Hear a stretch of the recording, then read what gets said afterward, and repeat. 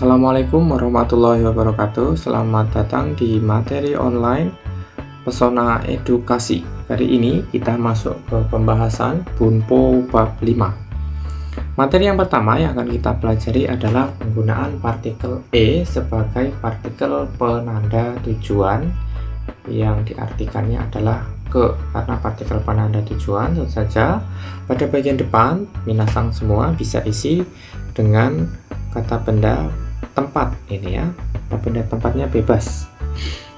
Kemudian yang berikutnya di bagian belakang, karena tujuan, minasang bisa gunakan kata kerja tujuan.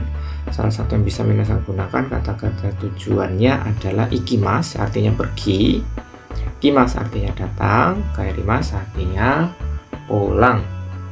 Langsung saja kita masuk ke contoh kalimat yang pertama. Nihon e ikimasu, pergi ke Jepang.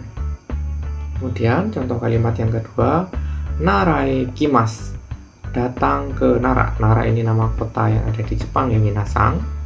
Kemudian uchi e kaerimasu, kaerimasu pulang ke rumah ya, pulang ke rumah. Jadi teman-teman bisa menggunakan 3 kata kerja tujuan ini, kemudian diisi dengan ada partikel E di tengah, kemudian di depannya minasang silahkan gunakan kata benda tempat yang minasang sudah pelajari di kosakatanya. Hai. Berikutnya kita masuk ke materi partikel Bunpo berikutnya adalah partikel to. Partikel to ini bisa diartikan dengan atau bisa juga diartikan dan. Partikel to ini karena artinya dengan atau dan, tentu saja di bagian depannya diisi dengan makhluk hidup ya, kata benda makhluk hidup. Kemudian di bagian akhirnya, di bagian belakang, minasang bisa isi dengan kata kerja kegiatannya. Kita masuk saja kepada contoh kalimat yang pertama. Kazoku to Nihon e kimashita, datang ke Jepang dengan keluarga. Ya, ke Jepangnya dengan siapa? Dia ke Jepang dengan keluarga. Begitu maknanya ya. Kemudian contoh kalimat yang kedua, Tomodachi to Nihon e ikimasu, ya. Pergi ke Jepang dengan teman. Pergi ke Jepang dengan siapa? Dengan teman. Sudah, sesimpel itu saja cara menggunakan partikel to ini ya teman-teman. Selanjutnya kita akan masuk pada penjelasan penggunaan partikel D. Cara penggunaan partikel D yang pertama ini adalah dia berfungsi sebagai partikel penanda. Di tempat tersebut, di suatu tempat tersebut terjadi suatu aksi atau suatu peristiwa. Karena di situ harus ada terjadi aksi atau peristiwa, di bagian akhir harus berisi dengan kata kerja. Karena di suatu tempat berarti di bagian depannya D harus diisi dengan kata benda tempat. Kita masuk ke contoh kalimat yang pertama, ada Kyoshitsu de obento tabemashou. Jadi di tempat ini, di tempat Kyoshitsu terjadi sebuah aksi atau peristiwa yang disengaja. Berupa apa? Memakan bekal. Diakhiri dengan ini ya, ada penggunaan show di belakang berupa ajakan. Jadi maknanya menjadi ayo makan bekalnya di mana? Di kelas. Jadi di kelas tersebut ini karena ditandai dengan partikel D terjadi sebuah aksi kegiatan yang dilakukan secara sengaja gitu. Hai, berikutnya contoh kalimat yang kedua.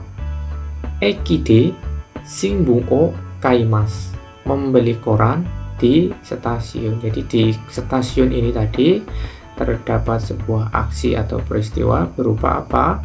Berupa membeli koran. Kita masuk pada partikel D yang kedua. Partikel D yang kedua adalah partikel sebagai penanda keterangan alat atau cara. Jadi di depan D ini, kalau yang di pertama tadi diisi kata benda tempat, kalau D yang kedua ini minasang harus isi dengan keterangan alat atau cara gitu ya, kata benda alat atau cara. Kemudian diakhiri dengan kata kerja. Dimaknainya bisa dimaknai dengan, yaitu dengan melakukannya dengan cara apa gitu ya, dengan alat apa gitu.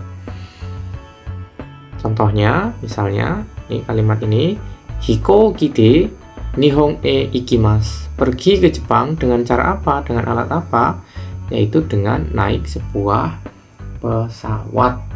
Atau misalnya minasan bisa menggunakan contoh yang lain ya. Misalnya jitensha de ya. Jitensha wa sepeda. Jitensha de misalnya ujie kairimasu. Dengan sepeda, partikel D, dengan sepeda pulang ke rumah gitu ya. Dipulang ke rumahnya dengan menggunakan sepeda. Minasan silakan berlatih dengan dua jenis partikel D ini tadi ya. Partikel D yang pertama ini tadi adalah partikel di suatu tempat terjadi suatu aksi atau kejadian. Kemudian partikel D yang kedua adalah sebagai penanda keterangan alat atau cara. Kita lanjutkan pada penjelasan materi yang berikutnya adalah materi partikel ni. Partikel ni ini adalah partikel penanda waktu ya. Karena partikel penanda waktu, jadi di bagian depannya harus diisi dengan kata benda keterangan waktu. Kemudian diakhiri dengan kata kerja. Makna dari ni sendiri bisa diartikan pukul, bisa diartikan pada. Kita masuk pada contoh kalimat yang pertama. Doyobi ni Osaka e ikimasu. Pergi ke Osaka pada hari Sabtu. Ini tadi dimaknai sebagai penanda keterangan waktu. Jadi di bagian depannya minasan bisa isi dengan seperti contoh di sini, yaitu dengan keterangan waktu hari. Berikutnya kita menggunakan keterangan waktu yang lain. Goji ni okimasu. Bangun pada pukul 5. Kegiatannya adalah bangun. Bangunnya dilakukan pada saat kapan? Pada saat pukul 5. Minasan silakan menggunakan contoh kalimat yang lain, berlatih sendiri menggunakan hari yang lain misalnya, atau bisa juga menggunakan jam yang lain dan kegiatan-kegiatan yang lainnya. Namun yang minasan perlu perhatikan, kata waktu berikut ini tidak dapat dibubuhkan menggunakan partikel ni.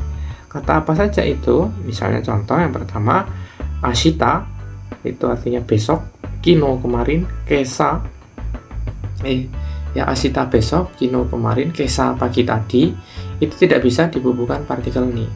Kemudian mai asa setiap hari, mai bang setiap malam, mai nichi setiap hari, ini juga tidak perlu menggunakan partikel ni. Kemudian ada raishu, raigetsu, kemudian ada rainen. Raishu ini minggu depan, raigetsu ini berarti bulan depan, kemudian rainen ini tahun depan, ini juga tidak perlu menggunakan pembubuhan partikel ni. Dan ada beberapa jenis keterangan waktu yang lainnya, itu tidak perlu menggunakan partikel ni. Yang minasan perlu perhatikan untuk pada level saat ini, silakan gunakan keterangan waktu berupa jam dan hari. Ini minasan bisa gunakan pembubuhan partikel ni. Hai, materi untuk bab 5 cukup sampai di sini. Minasan silakan diulang-ulang kembali penjelasan saya. Kemudian setelah minasan merasa paham, baru silakan minasan melanjutkan ke penjelasan materi bumpo bab selanjutnya. Saya akhiri, terima kasih. Gambatte minasan.